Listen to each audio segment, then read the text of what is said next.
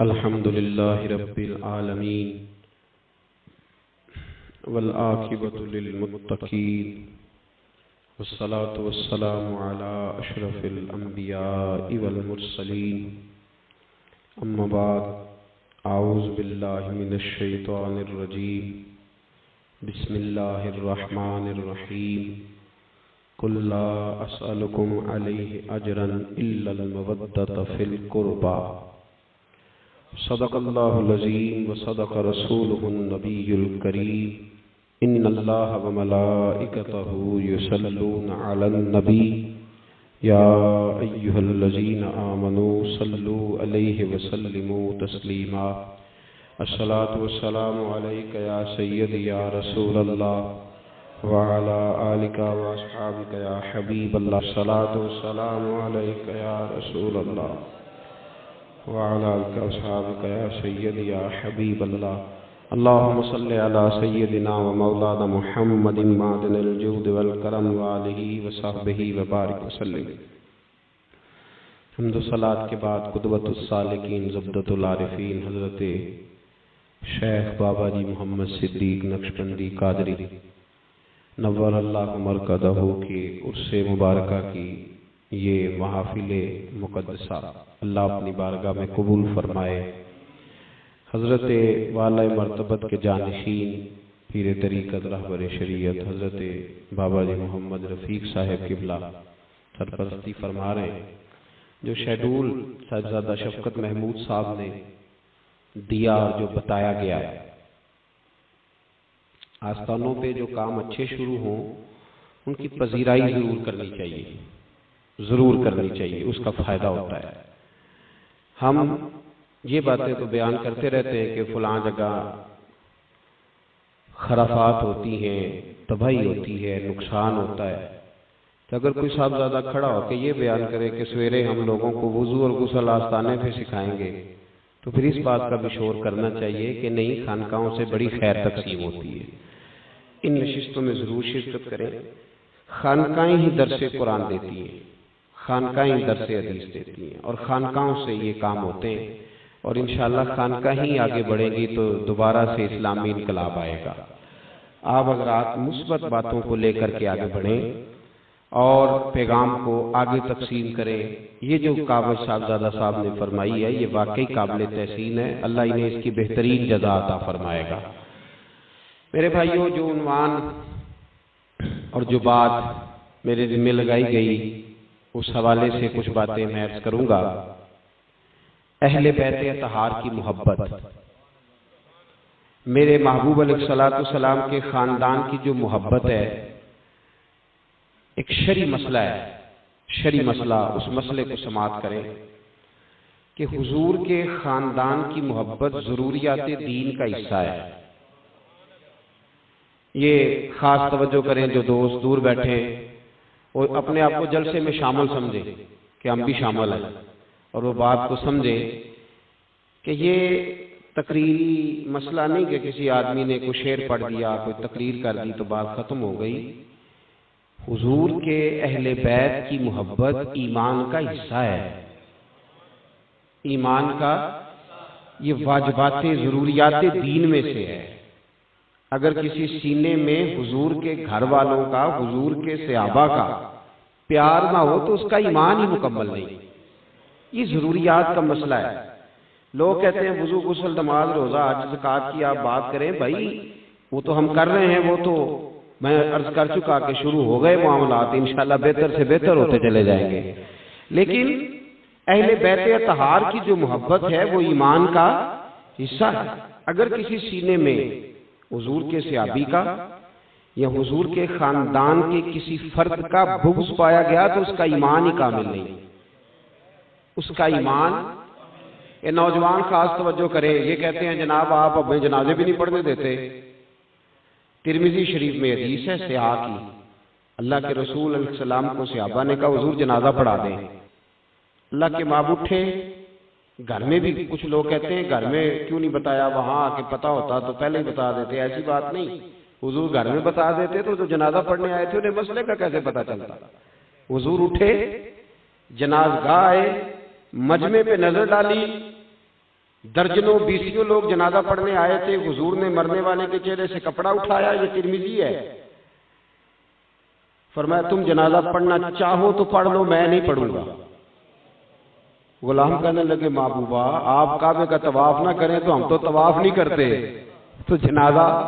فرمایا پڑھ لو، میں نہیں پڑھتا۔ حضور اس کی غلطی کیا ہے؟ یہ نمازی بھی ہے، سارا کچھ ہے، چہرے پہ داڑھی ہے اور ایمان تھا، تو صحابہ نے کہا نا حضور آ کے جنازہ پڑھائیں۔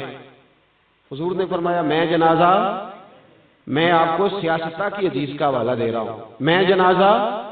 یا رسول اللہ کیوں؟ تو کیا لفظ ہے حدیث میں، میرے نبی پاک نے فرمایا یہ مرنے والا میرے عثمان غنی سے بغض رکھتا تھا، حضرت عثمان غنی سے۔ او بھائیو سمجھو، دین کو سمجھو، یہ عثمان سے بغض رکھتا تھا۔ فرمایا جو عثمان سے بغض رکھے مر جائے ہم تو جنازہ نہیں پڑھتے اس کا، تم اس کے ساتھ سلام دعا کر لیتے ہو، رشتہ داری کر لیتے ہو، تمہارا اس سے جرانہ لگ جاتا ہے، رسول پاک جنازہ نہیں پڑھتے۔ فرمایا جنازہ نہیں پڑھیں گے کیونکہ عثمان غنی سے یہ دین ہمیں نبی پاک نے دیا ہے۔ کہتے دوستو مولوی صاحب آنے نے مویاں جنازے بھی نہ پڑھو، بھائی مولوی صاحب کیسے کہتے؟ یہ رسول اللہ کا دین ہے صلی اللہ ہو۔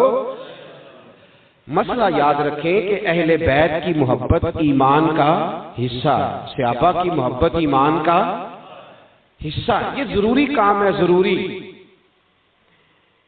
جو آیت میں نے پڑھی، اللہ تبارک و تعالی نے کیا انداز اختیار کیا اہل بیت کی محبت بیان کرنے کا۔ صحابہ کرام نا حضور کے پاس آئے۔ دین کا جو کام ہوتا ہے نا یہ ہمہ پہلو ہوتا ہے۔ کئی بندے پوچھتے ہیں مولوی صاحب تھوڑا کاروبار کی ہے، یہ اس سوال کا جواب بھی ساتھ ہی آ گیا۔ جو بندہ دین کا کام ہمہ پہلو ہوتا ہے، جو 1 گھنٹہ تقریر کرے گا نا اس کو 6 گھنٹے تیاری کرنے کے لیے بھی چاہیے، ہمہ پہلو ہوتا ہے۔ اللہ کے رسول صلی اللہ علیہ وسلم پہلے تجارت کرتے تھے، بعد میں چھوڑ دی نبی پاک نے، کیونکہ دین کا کام کوئی اور کام نہیں کرنے دیتا، یہ ہمہ پہلو ہوتا ہے، ساری ڈیوٹی مانگتا ہے مکمل۔ تو اب صحابہ نے دیکھا کہ حضور تجارت تو کرتے کوئی نہیں، تو خرچے تو بہت زیادہ ہیں نا، بیویاں بھی ہیں، بچے بھی ہیں، آنے جانے والوں کی بڑی کثرت ہوتی تھی۔ صحابہ نے ایک پروگرام بنایا کہ اس طرح کرتے ہیں، تھوڑے تھوڑے پیسے اکٹھے کر کے نا، تو مہینے کا کچھ نذرانہ سرکار کی بارگاہ میں پیش کرتے ہیں، دیتے ہیں، اللہ کے حبیب صلی اللہ علیہ وسلم کو نظر کرتے ہیں۔ صحابہ نے پیسے جمع کیے، حضرت عباس حضور کے چچا تھے، ان کو نمائندہ بنایا کہ آپ یہ پیسے ہم نے اکٹھے کیے ہیں، ہر مہینے ہم پیش کریں گے، بڑے خرچے ہیں حضور کے، مہمان ہی بڑے آتے ہیں، تو یہ نذرانہ صحابہ کا وہ اجتماع جب حضور کے پاس نذرانہ لے کے گیا نا، تو لفظ ان کے پتہ کیا تھے؟ لفظ بڑے حسین تھے۔ انہوں نے کہا یا رسول اللہ طائف سے لے کر احد تک آپ نے جتنے بھی پتھر کھائے ہیں وہ سارے ہمارے لیے کھائے ہیں، اور محبوبہ فجر سے لے کر تہجد تک جو آپ دعائیں مانگتے ہیں وہ ساری ہمارے لیے مانگتے ہیں۔ یا رسول اللہ ساری ڈیوٹیاں تو ہمارے لیے اور ہم جواب میں کرتے کچھ نہیں۔ یہ حضور نذرانہ ہے، یہ تھوڑا سا، اور بتایا نہیں، یہاں تو لوگ پہلے بتاتے ہیں نا، چھوڑ ڈالتے ہیں، چکر کوئی نہیں۔ حضور یہ حضرت عباس آپ کے چچا کی خدمت میں پیش کر دیا ہے۔ جب حضور کی بارگاہ میں عرض کیا نا، اللہ کے حبیب خاموش ہوئے تو قرآن پاک نے بولنا شروع کر دیا۔ انہوں نے پیسے پیش کیے تو حضرت جبریل حاضر ہو گئے، عرض کی یا رسول اللہ رب کہتا ہے قل لا اسألکم علیہ اجرا، محبوب اللہ فرماتا ہے ان سے کہہ دو کہ میں نے طائف سے لے کر احد تک جو مار کھائی ہے، اور میں نے گلی گلی نگر نگر جا کے جو تمہارے لیے خدمت کی ہے، میں تم سے اجر کوئی نہیں مانگتا، کوئی سوال نہیں میرا، لا اسألکم علیہ اجرا، اجر کوئی نہیں مانگتا، الا المودۃ فی القربى، اگر کچھ کرنا ہے تو میرے گھر والوں سے پیار کرنا شروع کر دو، ان سے محبت کرو۔ صحابہ فوراً بولے حضور آپ کے گھر والے کون ہیں؟ گھر والے اہل بیویاں تو پہلے ہی شامل تھی نا اس میں، ازواج تو پہلے، حضور کوئی اسپیشل بھی ہے؟ تو نبی پاک نے فرمایا ہاں، ایک میرے علی سے پیار کرو، ایک میری فاطمہ سے پیار کرو، اور تیسرا ان کی اولاد سے پیار کرو، یہ میرے اہل بیت نبوت ہیں، ان سے پیار کرو۔ حضرت عمر کہتے ہیں بس پھر یہ ہمیں پیارے ہو گئے، بس پھر ہمیں پیارے، بولیے ہمیں پیارے ہو گئے، بس پھر ہمیں پیارے ہو گئے پیارے۔ حضرت انس بن مالک فرماتے ہیں میں نے کدو کبھی نہیں کھایا تھا، کدو کچھ چیزیں بندہ نہیں کھاتا۔ میری کچھ طبیعت خراب ہوئی تو ڈاکٹر صاحب کہنے لگے صرف دلیا، میں کیا ہونا نہیں ٹھیک پڑتا نہیں رے دلیے نہ۔ کچھ چیزیں بندہ روٹین میں کھاتا، مجبوری ہو تو پھر اس کو وہ کام کرنا چاہت نہیں ہوتی بعض اوقات بعض چیزوں کی۔ حضرت انس بن مالک کہتے ہیں میں کدو شریف نہیں کھایا کرتا تھا، گھر میں جب کدو پکتے تھے تو شور ڈال دیتا تھا، اماں میں نے آج روٹی نہیں کھانی۔ کہتے ہیں ایک دن حضور کی ایک درزی نے دعوت پکائی، میں ساتھ گیا، اس نے کدو گوشت پکایا تھا، میں نے دیکھا حضور کدو کے ٹکڑے قریب کرتے جاتے، بوٹیاں علیحدہ کرتے جاتے، اور حضور نے اس محبت سے کدو کھایا، رنگے چمن پسند نہ پھولوں کی بو پسند، ہم کو ہے وہ پسند جسے آئے تو پسند۔ فرماتے ہیں بس حضور نے کدو کھایا تو ہمیں کدو سے عشق ہو گیا۔ کہتے میں نے گھر آ کے اماں سے کہا اماں جی آج کدو ہی منگاؤ۔ اماں کہنے لگی بیٹا خیر ہے خیر ہے، تو میں نے کہا اماں کیا کروں، یہ پیار شے ہی ایسی ہے، عشق تے اگ دوویں ایک برابر، پر عشق دا سیک ودھیرا، اگ تے ساڑے ککھ تے کانے، عشق ساڑے تن میرا، اگ دا دارو میہ تے پانی، کوئی دسے ہے عشق دا دارو کیڑا، بلے شاہو تے کچھ بھی نہیں بچدا جتھے عشق ہوراں دا ڈیرا۔ کاما مجھے پیار جو ہو گیا مجبوری ہے۔ حضرت عمر کہتے ہیں جب کہا نا ان سے پیار کرو تو بس پھر ہمیں ان سے پیار ہو گیا، بس کیا کریں۔ فرماتے علی آتے تھے تو خود بخود ہمارا اٹھ کے کھڑے ہونے کو دل کرتا، خود بخود۔ فرماتے ہیں حسن اور حسین آتے تھے تو بس طبیعتیں مچل جاتی تھی، بس پیار۔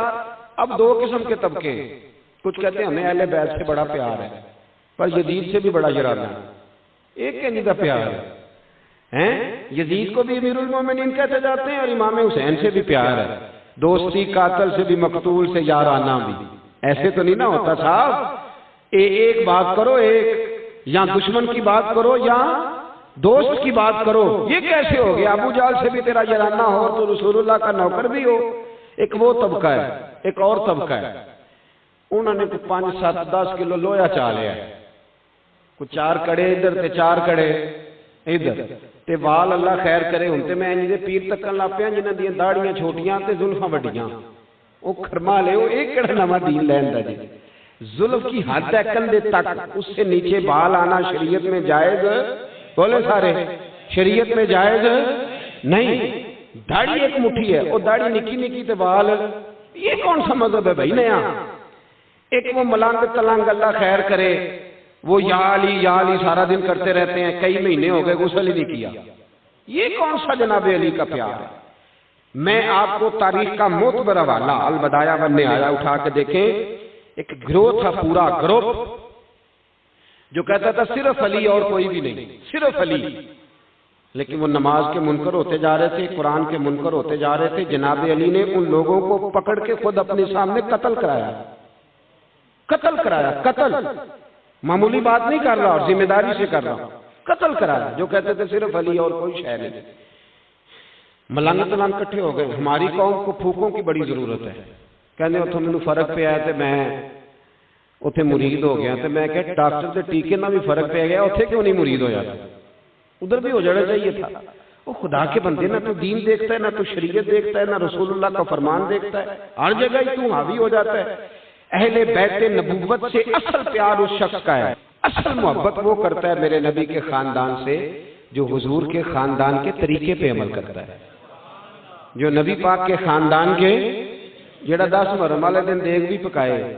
لیکن نا امام حسین اٹھے تھے یزید کے خلاف، کیوں؟ امام حسین فرماتے تھے یزید شرابی ہے، شرابی مسلمانوں کا حکمران بن سکتا نہیں، یزید زانی ہے، جو بدکاری کرے وہ مسلمانوں کا حکمران بن سکتا نہیں، یزید رنڈیوں کا ناچ دیکھتا ہے، جو مجرے دیکھے گانے دیکھے وہ مسلمانوں کا حکمران بن سکتا۔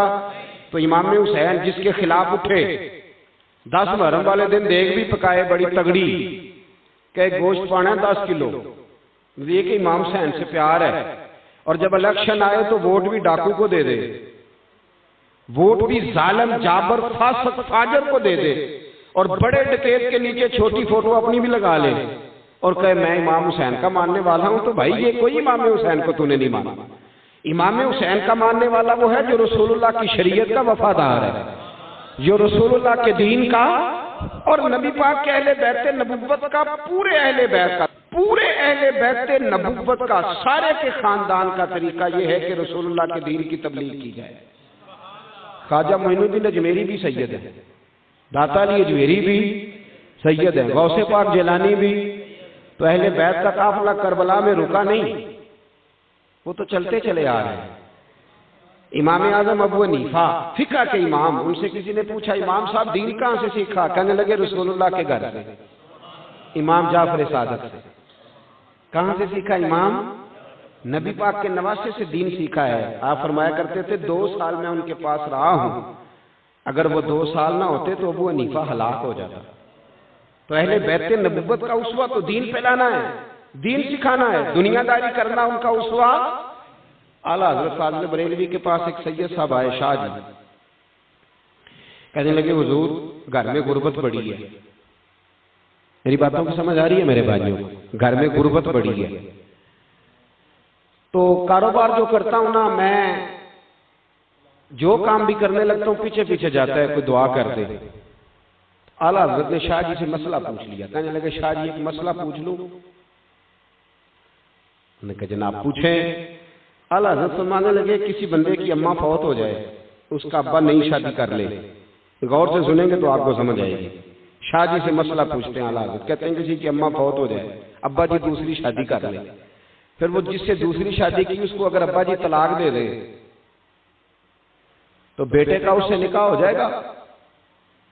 شاہ جی کہنے لگے نہیں جی، جو ایک دفعہ ماں بن جائے چاہے ستیلی کیوں نہ ہو، اس سے دوبارہ نکاح ہو سکتا نہیں۔ کہنے لگے شاہ جی غور کر کے مسئلہ بتائیں کہ جس کو ابا 3 طلاقیں دے دے بیٹے کا نکاح ہو جائے گا؟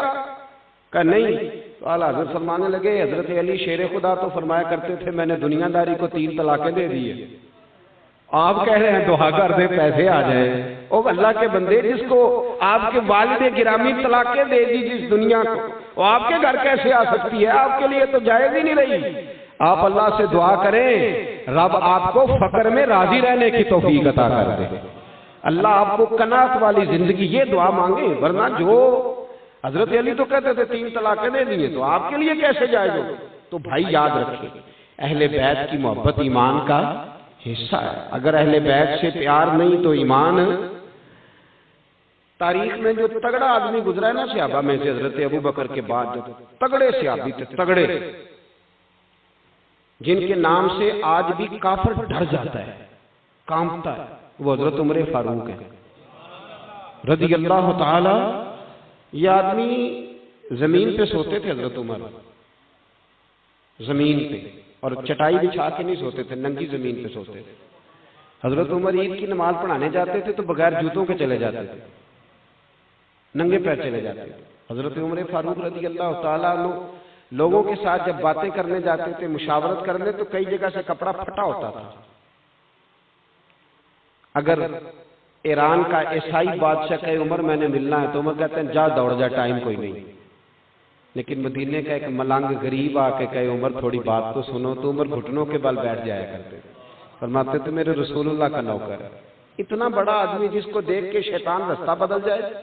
حضور فرمایا میرے بعد کو نبی ہوتا تو خطاب کا بیٹا عمر ہوتا، لیکن اس عمر کو پتا تھا کہ اہل بیت کی محبت ایمان کا، تو جناب عمر نے وہ رنگ دکھایا لوگوں کو، وہ رنگ حضرت عمر نے، حضرت عمر اندر بیٹھے، اور جناب عمر کا حال یہ تھا کہ ان کی بیوی کہتی عمر جب گھر میں ہوتا تھا نا تو سارے محلے کو پتا ہوتا تھا کہ عمر گھر میں ہے، اس لیے کہ کچھ سانس بھی اونچا نہیں لیتا تھا، اور جب عمر مسجد میں ہوتے تھے تب بھی پتا ہوتا تھا مسجد میں ہیں، اور جب نہیں ہوتے تھے تب بھی پتا ہوتا تھا کہ مسجد میں، اس لیے کہ مسجد میں بھی کوئی اللہ کا ذکر بھی کرتا تھا تو عمر کا چہرہ دیکھ کے ہی کرتا تھا، کیسے چلنا ہے۔ حضرت عمر کا جاہ و جلال۔ حضرت عمر اندر بیٹھے حجرہ خاص میں، کچھ ملکوں کے سفیر آئے ہیں، کچھ صوبوں کے گورنر آئے ہیں، تو میٹنگ ہو رہی ہے۔ حضرت عمر کے اپنے بیٹے جناب عبداللہ ابن عمر محدث ہیں، بہت بڑے مدینے کے، حضرت عبداللہ ابن عمر رضی اللہ تعالیٰ عنہ جناب عمر کے شہزادے ملنے آئے، نے آ کے کہا میں ملنے آیا ہوں۔ حضرت عمر نے کہا وہاں باہر کھڑے ہو جاؤ، میں فارغ نہیں ہوں، اور کوئی بھی آئے تو اندر نہ بھیجنا۔ میری باتوں کی سمجھ آ رہی ہے میرے بھائی؟ کوئی شخص بھی آئے تو اس کو اندر نہ بھیجنا۔ ٹھیک ہے جناب، نہیں بھیجتے۔ حضرت عمر کی گفتگو جاری ہے، میٹنگ جاری ہے، باتیں ہو رہی ہیں۔ حضرت عبداللہ ابن عمر کہتے ہیں تھوڑی دیر گزری تو امام حسن آ گئے۔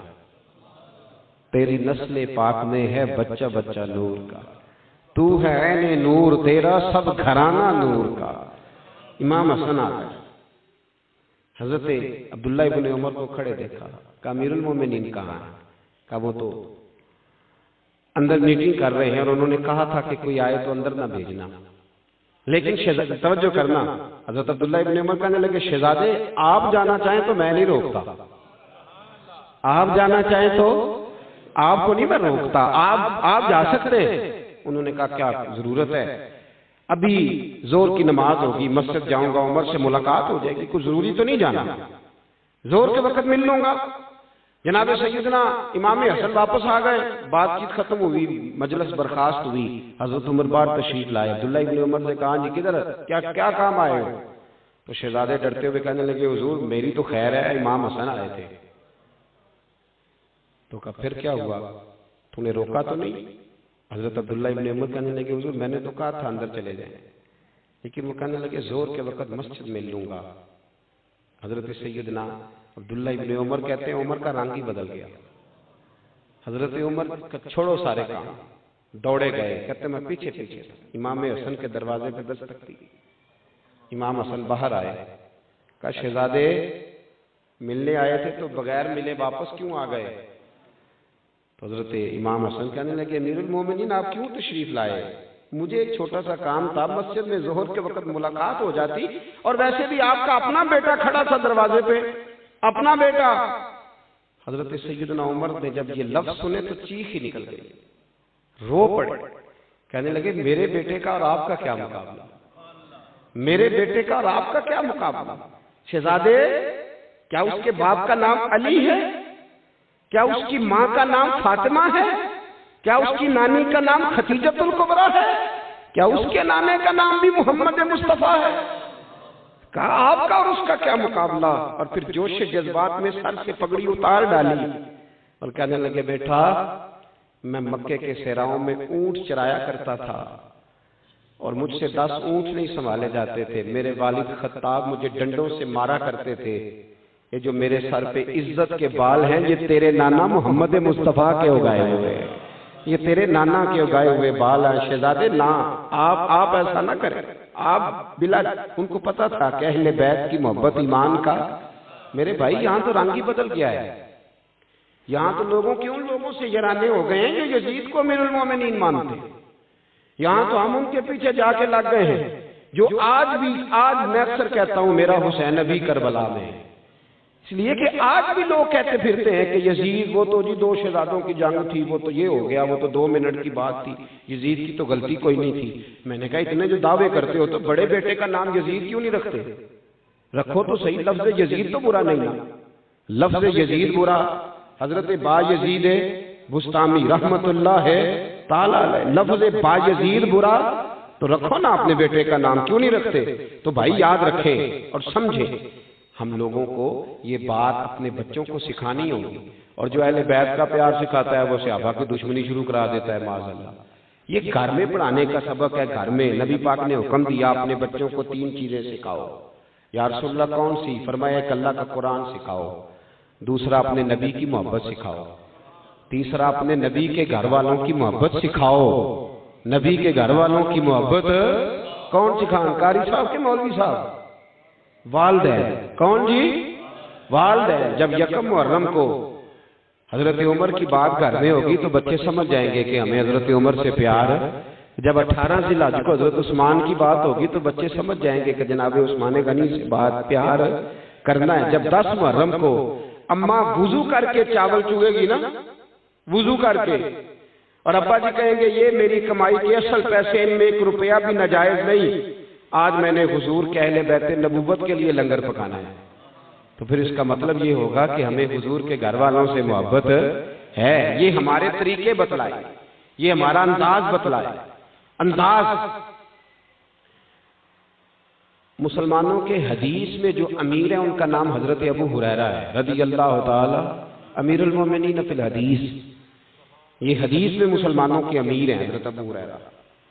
آدمی جب اپنے مریدوں میں بیٹھا ہو نا تو کسی کے لیے اٹھنا بڑا مشکل ہوتا ہے، بڑا مشکل۔ جب انسان شاگردوں میں بیٹھا ہو تو کوئی آ جائے تو بندہ کہتا ہے آتا رہے میں سبق پڑھا رہا ہوں۔ حضرت ابو ہریرہ 4000 سے زیادہ حدیثیں تھیں ان کے سینے میں، اور اس شخص کا کمال یہ تھا کہ میرے رسول پاک نے اپنے سینے کا فیض انہیں عطا فرمایا۔ ایک پانڈ بن کے، گٹھڑی سے مزہ نہیں آتا، ایک پانڈ بن کے نبی پاک نے انہوں حافظہ عطا فرمایا، پوری ایک گٹھڑی، پوری پانڈ، اتنا بڑا آدمی حضرت ابو ہریرہ، زندگی وقف کر دی نبی پاک کے نام، شادی نہیں کی۔ ایک دن حضرت ابو ہریرہ بیٹھے تھے یوں صحابہ میں، اور لوگ حدیثیں سن رہے تھے۔ کسی نے پوچھا تھا حضرت ابو ہریرہ سے آپ کے گرد رش کیوں رہتا ہے؟ تو آپ فرماتے اس لیے کہ میں نہ ابے کی بات سناتا ہوں نہ دادے کی، میں جب بھی سناتا ہوں رسول پاک کی بات سناتا ہوں صلی اللہ علیہ۔ میں بلبل خوش لہجائے گلزار نبی ہوں، میٹھی میری باتیں ہیں کیونکہ نمک خار نبی ہوں۔ تو میں چونکہ حضور کی سناتا ہوں تو میری بات بن گئی ہے تیری بات کرتے کرتے۔ حضرت ابو ہریرہ حدیثیں سنا رہے تھے تو مجمع تھا صحابہ کا۔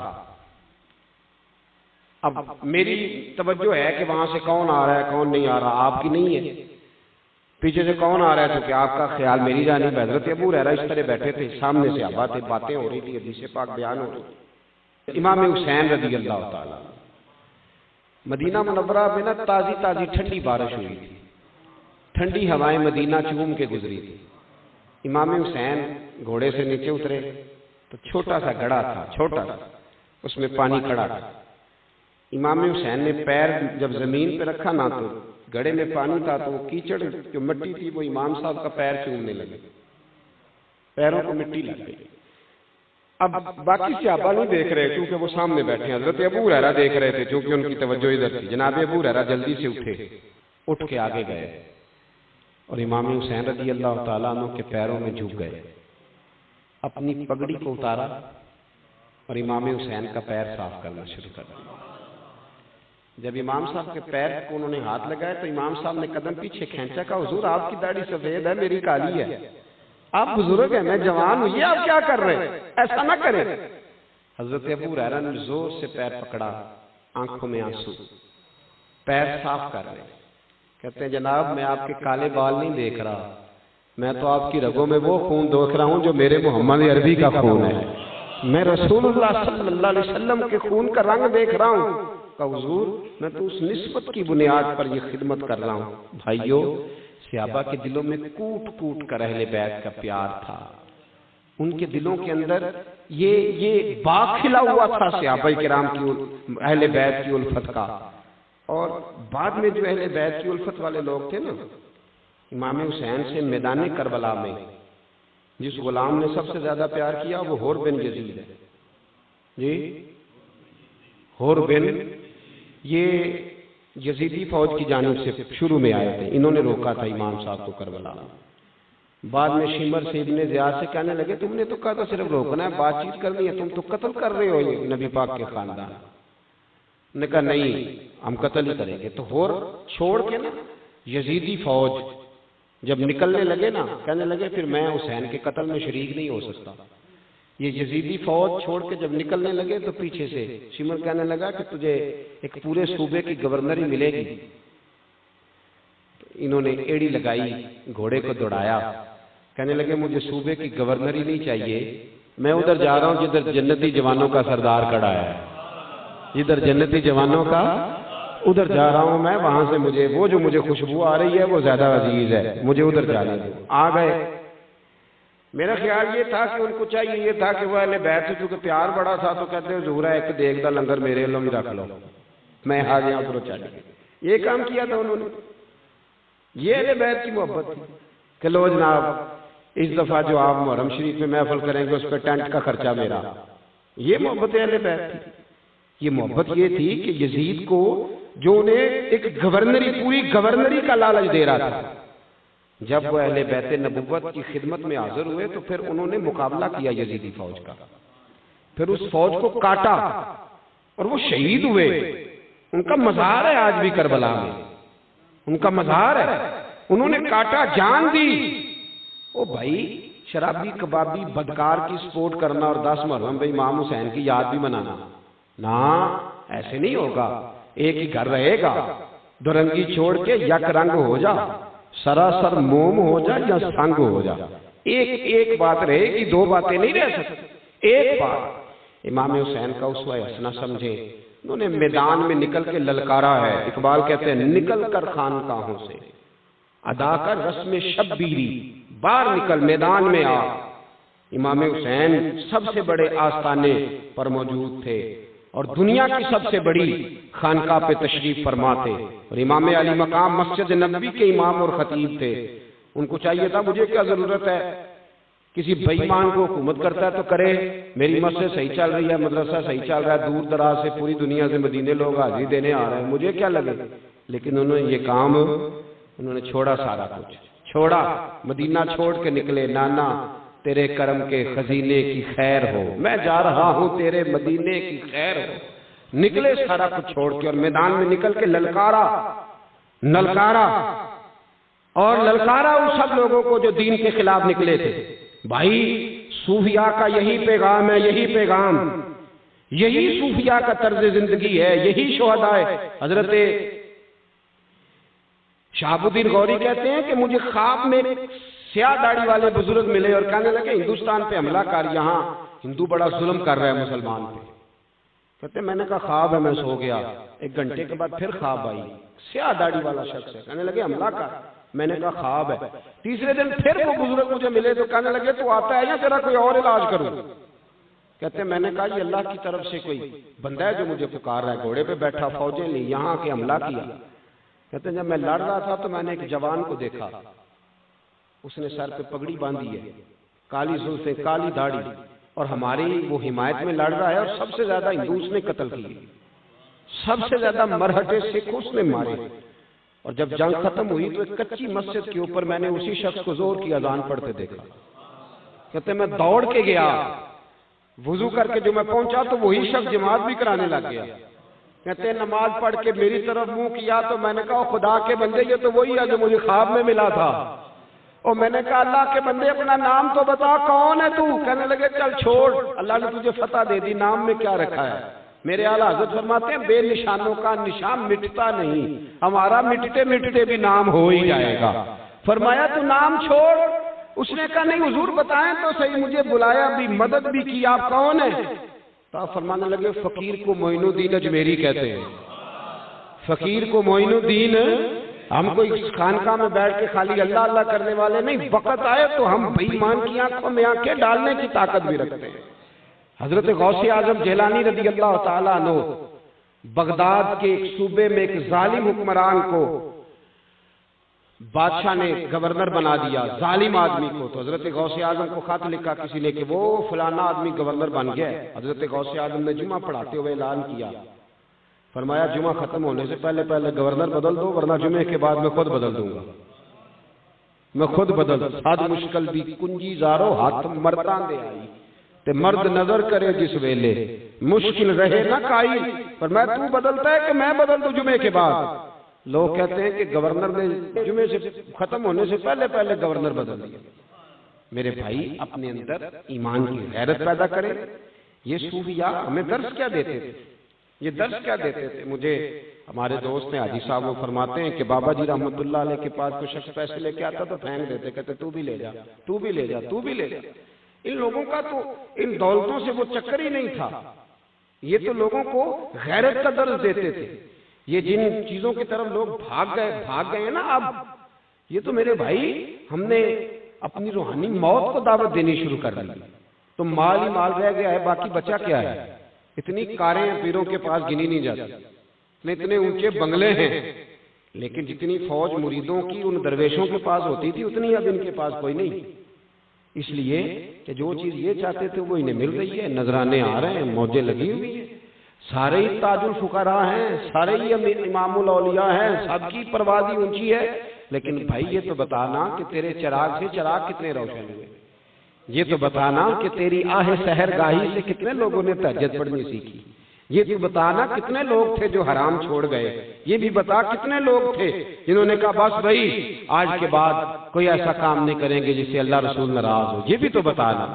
تو میرے بھائی یاد رکھے، اہل بیت کا پیار ایمان کا حصہ ہے، پر اہل بیت سے پیار کا مطلب نہ 10 محرم کو دیگ پکانا ہے، نہ کڑے ڈالنا ہے، نہ ڈھول بجانا ہے۔ اہل بیت سے پیار کا مطلب ہے ظالم کے سامنے ڈٹ جانا، دین کی بات ڈنکے کی چوٹ پہ کہنا، احقاق حق کے لیے ہر وقت تیار رہنا، اور ہوا کسی طرح کی بھی کیوں نہ ہو، کسی طرح کی۔ اقبال نے کہا تھا اگرچہ بت ہیں جماعت کی آستینوں میں، پر مجھے ہے حکم اذاں لا الہ الا اللہ، بہار ہو کے خزاں لا الہ الا اللہ۔ وہ ایک جگہ پہ اور کہتے ہیں ہوا گو تند و تیز ہے لیکن چراغ اپنا جلا رہا ہے، وہ مرد درویش حق نے جس کو عطا کیا ہے انداز خسروانہ، سر اٹھا کے جینا سیکھے۔ اور یہ بات اپنے دل کی تختی پہ لکھ لیں کہ امام زین العابدین سے لے کر آج تک اگر انقلاب آیا ہے تو ان خانقاہ والے بزرگوں کی وجہ سے آیا ہے۔ دہشت گرد کبھی بھی انقلاب لا سکتے، یہ سوال ہی نہیں پیدا ہوتا۔ اور میں بارہا کہہ چکا ہوں، شہاب الدین غوری خواجہ معین الدین اجمیری کے غلام تھے، صلاح الدین ایوبی غوث اعظم کے مدرسے کے طالب علم تھے۔ 70,000 فوج تھی صلاح الدین ایوبی کی، جس میں 80% لوگ غوث اعظم کے ہاتھ پہ بیعت تھے۔ میں دلائل سے بات کروں گا اور میں حوالے پیش کروں گا۔ اور اورنگزیب عالمگیر نے دین کا کام کیا، فتاوی عالمگیری لکھوائی، اس کی وجہ یہ تھی کہ وہ ملا جیون کے مرید تھے۔ اور محمود غزنوی نے یہاں دین کا بول بالا کیا، اس کی وجہ یہ تھی کہ حضرت ابو الحسن خرقانی کے مرید تھے، ان کی بارگاہ میں بیٹھا کرتے ان کے ساتھ۔ اور محمود غزنوی کہتا ہے اس بابے نے مجھے متاثر بڑا کیا ہے۔ کیوں؟ کہنے لگے بابا پرواہ ہی نہیں کرتا کسی کی بھی۔ میں بات ختم کر رہا تھا پر بات آ گئی تو ایک بات کرتا جاؤں۔ محمود غزنوی کہتے ہیں کہ سومناتھ کے مندر فتح کر رہا تھا تو فتح نہیں ہوتی، تو میں نے کہا چلو بابے سے دعا ہی کرا لوں۔ میں حضرت ابو الحسن خرقانی سے دعا کرانے چلا گیا تو بابا جی بیٹھے تھے مریدوں کے پاس، تو سر میں خارش ہو رہی تھی۔ اس طرح کا تو ماحول تھا ہی نہ ان کا کہ بس جب باہر نکلنا ہے تو پھر پورا ماحول اور طرح کا کہ جچے ہر چیز۔ تو کہتے ہیں ایسے ہی مریدوں کے بیچ ہی انہوں نے نا سر سے پگڑی اتاری تو مرید سے کہنے لگے وہ کہ جمعہ تو نہیں پہ گئے، جیسے ہوتے ہیں یہ ویسے ہی دکھتے ہیں، تو ذرا دیکھنا۔ تو مرید کیوں دیکھ رہا ہے، تلاش کر رہا ہے۔ ادھر سے محمود غزنوی دعا کرانے آ گیا، تو اب وہ بابا جی کا سر نیچے تھا، مرید جوں تلاش کر رہا تھا، وہ جیسے اندر داخل ہوا نا محمود غزنوی تو مرید کہنے لگا اوئے ہوئے بادشاہ جو آ گیا، اوئے ہوئے۔ تو بابا جی کہنے لگے کیا ہوا ہے؟ کہنے لگا جی بادشاہ آ گیا ہے۔ کہنے لگے چھوڑ، میں نے سمجھا کو تگڑی ساری جوں اس کے ہاتھ آ گئی ہے، بادشاہ آ گیا تو کیا ہوا؟ یہ فقیروں کا ڈیرا ہے، یہاں ہزاروں بادشاہ آتے ہیں، لاکھوں جاتے ہیں، ہم تو صرف ایک بادشاہ کی طرف توجہ رکھتے ہیں، للہ الواحد القہار۔ ہمیں بادشاہوں سے کیا، بادشاہ تو یا پانی بھرتے پھرتے، ہمیں کیا لگے آتا ہے؟ تو میں سمجھا کہ جوں تیرے ہاتھ آ گئی ہے، تو کس کو پروٹوکول دے رہا، چھوڑ۔ کہتے محمود غزنوی آ کے بیٹھا، اس نے بات چیت کی تو 2-3 اشرفیوں کی تھیلیاں مسلح کے نیچے رکھ دی۔ بابا جی کہنے لگے چلو نذرانہ تیرا قبول ہے پر ایک شرط ہے، پہلے تو ہمارا لنگر کھا۔ نے کہا جی لنگر کیا ہے؟ تو انہوں نے ایک روٹی کا ٹکڑا، خشک روٹی، ایک پیالہ پانی کا۔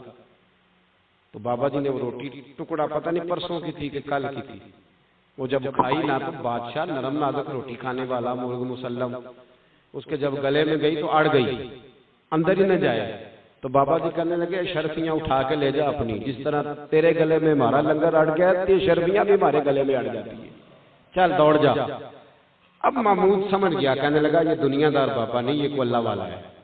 اب سمجھ گیا، جب سمجھ گیا نا اندر سے تو پھر جانے لگا، کہنے لگا میں جاؤں تو حضرت ابو الحسن اٹھ کے ملے، ماتھا چوما، کہنے لگا پہلے تو پوچھا بھی نہیں، آپ کہہ رہے تھے کہ کوئی جوں آ گئی ہے قابو، اب پروٹوکول دے رہے ہو۔ فرمانے لگے پہلے تو مجھے عام دنیا دار بندہ سمجھ کے آیا تھا، اب تو سمجھ گیا ہے، تیرا دل صاف ہوا ہے، میرے دل سے تیرے لیے دعائیں نکلنی شروع ہو گئی۔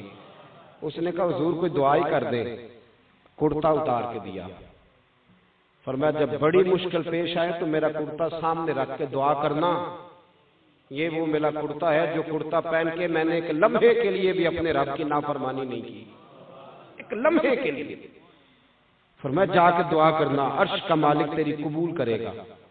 کہتا میں کرتا لے گیا، سومناتھ کے مندر نہیں فتح ہوتے تھے، میں نے کرتا رکھ کے کہا اللہ اس بابے کے کرتے کے صدقے فتح دے دے، سویرے فتح ہو گئی۔ کہتے ہیں رات کو حضرت ابو الحسن خرقانی خواب میں ملے، کہنے لگے کخ مول نہیں ڈالا تو نے میرے کرتے کا، کوئی قیمت نہیں ڈالی، بس ایک فتح مانگی۔ تو کہا حضور کیا مانگتا؟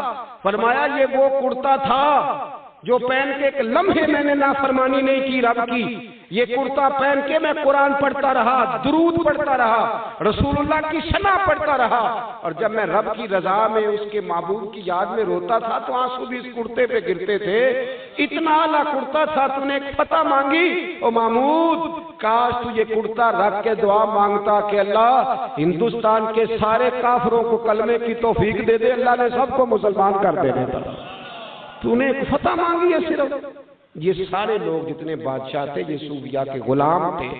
اب جو جہادی تنظیمیں چندہ کٹھی کرتی ہیں نا، کھالیں کٹھی کرتی ہیں، وہ صرف مرکز بناتی ہیں، یہ اسلحہ خریدتی ہیں آپ کے خلاف، کوئی جہاد کرنے کے وہ قابل، اس لیے کہ جہاد تو صوفیاء کے ماننے والے کریں گے۔ تو میرے بھائی اہل بیت کا اسوہ یہی ہے، پیغام صوفیہ یہی ہے، اس لیے اپنے اندر حسن پیدا کرے، رانائی پیدا کرے۔